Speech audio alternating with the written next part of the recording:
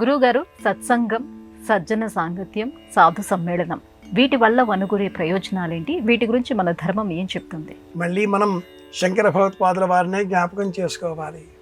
సత్సంగత్వే నిస్సంగత్వం, నిస్సంగత్వే నిర్మోహత్వం, నిర్మోహత్వే నిశ్చల చిత్తౌ, నిశ్చల చిత్తౌ జీవన్ముక్తి. భజ గోవిందం భజ గోవిందం, గోవిందం భజ మూఢమతే, సంప్రాప్తే సన్నిహితే కాలే నహి నహి రక్షతి డుక్రును కరణే. ఏ గృహం ప్రాంగణం, ఏ ఇంటి అరుగు దగ్గరో ఎవరో ఒక గురువు శిష్యుడితో వ్యాకరణ సూత్రాలు బల్లె వేయించేటటువంటి సమయంలో డుక్రును ఈ మన్నిచ్చి ఐ ఔంగ్ ఇలా చెబుతూ ఉండగా భగవత్పాదుల వారు వింటూ తన వెంట నడిచి వచ్చేటటువంటి ప్రధాన 4 శిష్యులకు బోధించిన జ్ఞానబోధలో మనమంతా నేర్చుకోవలసిన పరమమైనటువంటి రమణీయమైన అంశం సత్సంగత్వే నిస్సంగత్వం. సత్పురుషుల సాంగత్య బలం చేత మనలో సంగతులపైన వ్యామోహం తొలగుతుంది.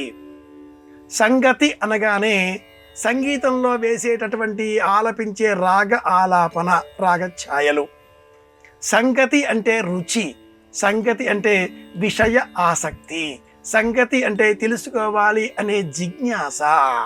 ఇది తొలగుతుంది. ఏముందిలే అంతా ఒకటే అనే వేదాంతం అనుభవైక వేద్యం అవుతుంది. సత్సంగత్వే నిస్సంగత్వం. ఇలా లౌకికమైన విషయాల పట్ల, సంగతుల పట్ల మనలో వ్యామోహం తొగ్గి మరుక్షణం నిస్సంగత్వే నిర్మోహత్వం, మోహభావన తొలగిపోతుంది.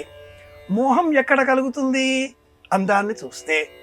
అందం శాశ్వతమా? కాదు కదా. అలాగే నాకు అందం అయినది పక్కవారికి కాకపోవచ్చు. అందానికి శాశ్వతత్వం లేదు, అందానికి చలన గుణం ఉన్నది. కనుక ఈ అందం పైన నాలో మోహం పోతుంది. చూస్తే ఏముంది ఇంతేగా అనుకుంటాం. చూసే చూసే చూసే కొద్దీ, వినే వినే వినే కొద్దీ, తెలిసే తెలిసే తెలిసే కొద్దీ ఇంతేగా అంతేగా. ఇలా నిర్మోహం, నిర్మోహత్వే నిశ్చల చిత్తౌ. ఎవరికైతే ఏముంది ఇవే కదా అనేటటువంటి తత్వం బోధపడుతుందో వారిలో నిశ్చల తత్వం ఏర్పడుతుంది. ఒక్క దీపాన్ని మనం చూచినట్లయితే ఆ దీపకలిక శిఖరాగ్ర భాగంలో జ్వాజ్వల్యమానంగా వెలిగేటటువంటి జ్యోతి వెలుగుతూ ఉండే సమయంలో కదలిక లేకుండా ఎలా నిశ్చలంగా ఉంటుందో అలాంటి నిశ్చల తత్వం బోధపడితేనే మనకు తెలుస్తుంది. కనుక ఆ నిర్మోహత్వే నిశ్చల చిత్తౌ, నిశ్చల చిత్తౌ జీవన్ముక్తి. ముక్తి, మోక్షణం అంటే స్వర్గం అని కాదమ్మాయి.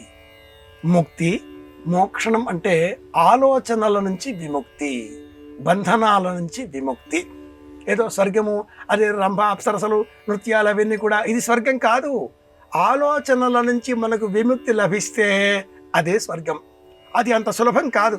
అది రావాలి అంటే సత్పురుషుల సాంగత్యం, మంచి మాటలు అలా వింటూ ఉండాలి. అందుకే పెద్దలు చెప్పారు, అదే జగద్గురువుల వాక్యం. ఇది అర్థం.